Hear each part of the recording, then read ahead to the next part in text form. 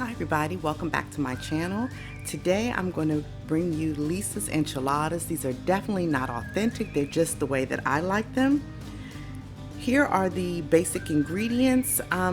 What I have here are beans, corn, enchilada sauce, chicken, and in the back I have chipotles in adobo sauce that I have frozen because I can't ever use the entire can.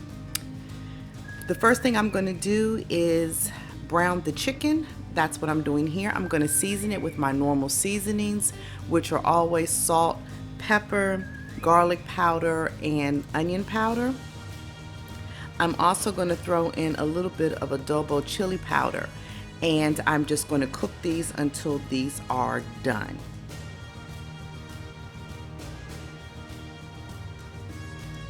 Since these are chopped up, you know I'm going to pull out my little handy dandy chopper so that I can make these pieces a lot smaller, and that's just what I'm doing here.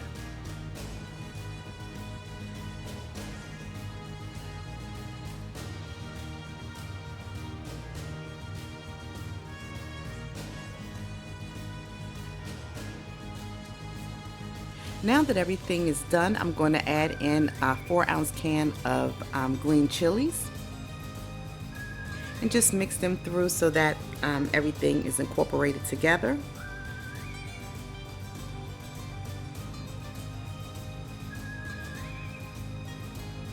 And now I'm going to squeeze some of the juice out of the chipotles and adobo sauce. It's really not a juice, it's adobo sauce.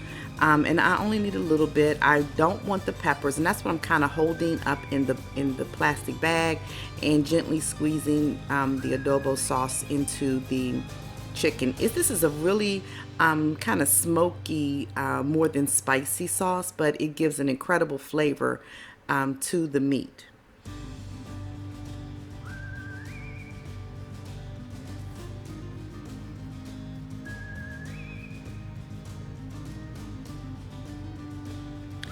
Next up is going to be a little bit of beans, some beans that I had left over in, I put them in the freezer.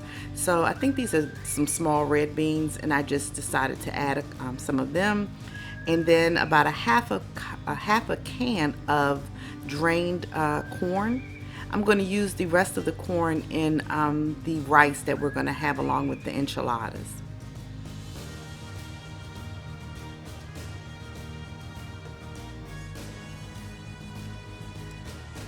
Next, I'm going to add a little bit of the enchilada sauce to the meat mixture because I want to keep it moist but not runny.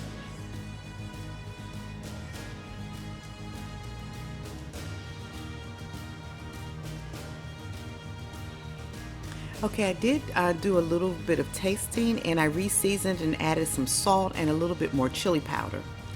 Now I'm going to put that to the side and let it cool a little bit, and I'm going to toast up and warm the corn tortillas so that they can become pliable. And that's what you see me doing here. We had 10 to 12 tortillas that we worked on.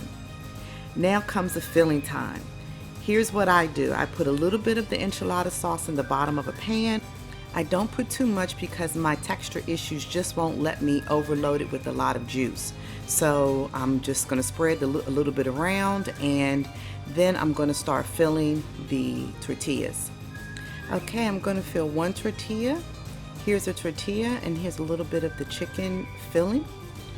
I'm going to add some cheese to it. I'm going to roll it up, and I'm going to tuck it into the enchilada sauce. I always start away from me and then work towards me.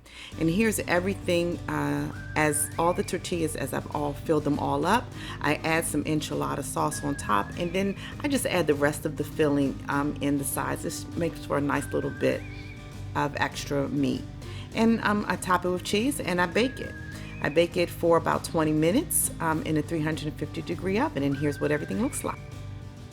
I topped it with a little bit of cilantro, and we had a delicious meal that day. We paired it with some Mexican rice that I added the extra corn to, and this is what our dinner looked like. Let me know in the comments section if you tried this. Stay safe, everybody, and I'll talk to you in the next video. Bye, guys.